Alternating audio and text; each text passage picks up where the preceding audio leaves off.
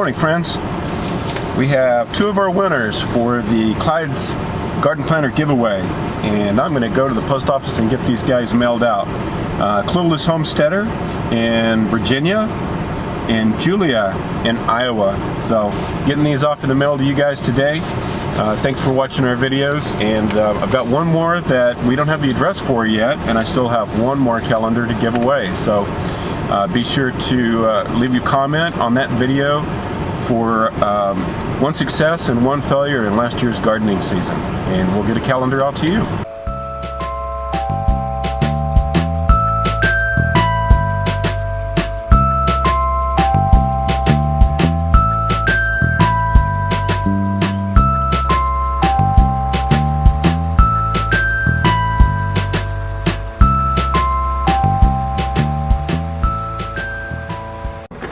Hey guys, it is a cold Friday afternoon, and this afternoon I've got a bunch of the seed starts for tomatoes and peppers and some other things already started, but I am almost out of the little pots that I like to start things in.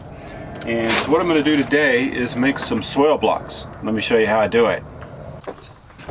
So the first step is this got a little tray here that I can mix soil in. So I'm going to put two nice large handfuls of my favorite organic gardening mix.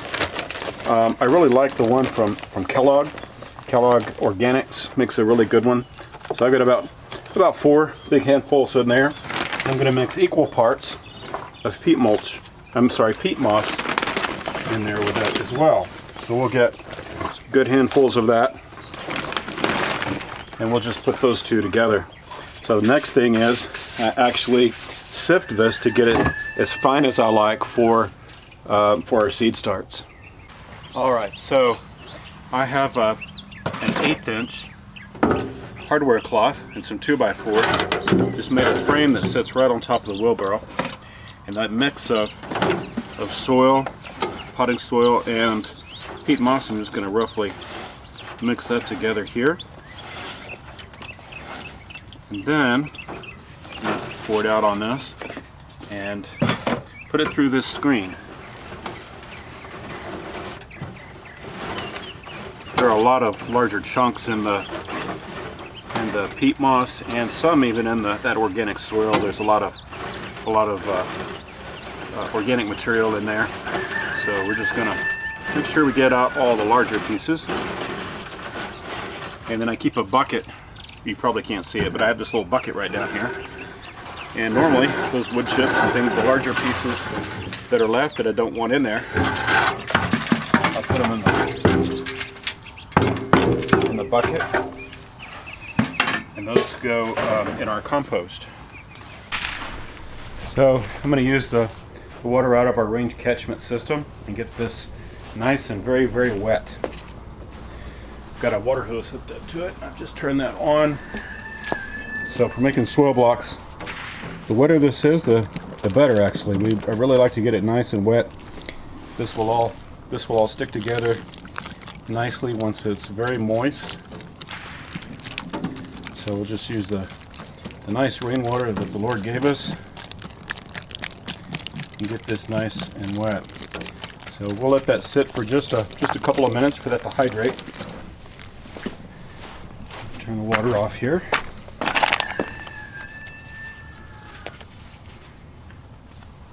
And as soon as that gets hydrated, we will start making the soil blocks. So when I'm making the soil blocks, I like to use these 10-20 trays to put the blocks in when I'm done. They make several different sizes of these. These are the little tiny ones, the little 1/2 inch ones. The ones that I use the most are these little 2-inch, and they make these guys all the way up to, I think, 6 inches or larger. And that's the tool that we're going to use to make the soil blocks. You can order those online from most garden supply companies. So that's what we're going to use to put those together. Alright, so our soil is nicely hydrated and we are ready to make soil blocks. So just take the soil block tool and compress it into the soil mix that we made. Use that flat spot in the wheelbarrow here, and it'll make a nice square like so. And then inside of the 1020 tray, you just push it to release the soil blocks. And in these soil blocks, they actually have a little indentation here in the top, so you can put the seeds in. There's a small indentation there. Ideal place to put the seeds. And if you're using the smaller one to start seeds, these small ones will fit inside those indentions.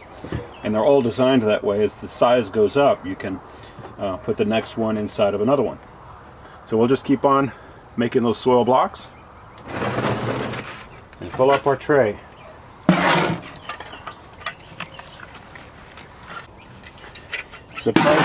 Surprisingly how well they hold together.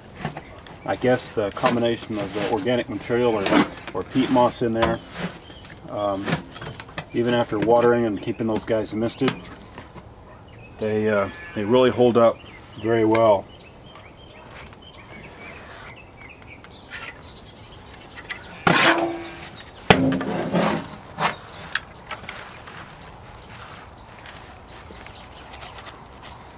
Just want to mash it in there and make sure it's nice and firm.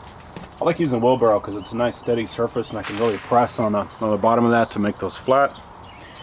And then we just continue to put them in our tray. So there's the ones that I've made so far. I'm going to go ahead and fill the rest of this tray, and I've got quite a few more other trays. And if you don't have those trays, you can use a piece of plywood, just anything that's flat that will just hold on to those and keep them upright. So we will continue making those and getting ready for our seeds to go in. Alright, so I've got all those soil blocks made. The first thing I'm going to plant in this tray is going to have the rainbow Swiss chard. So I just take a seed, drop it right in that little space that the soil block made, and we'll just drop those guys right in. No need to do anything else. You could sprinkle a little bit of soil over the top of them if you wanted to, but I find that they germinate quite well when they're just inside here. The one thing I will do is I've got a little pencil with a rubber eraser on the end. After I get all of these in, the seeds in the soil blocks, I will just take that and push down on them just slightly, just enough to make sure that each one of the seeds makes good contact with the soil in the block. So it doesn't take much, but that will get us an early start on our Swiss chard.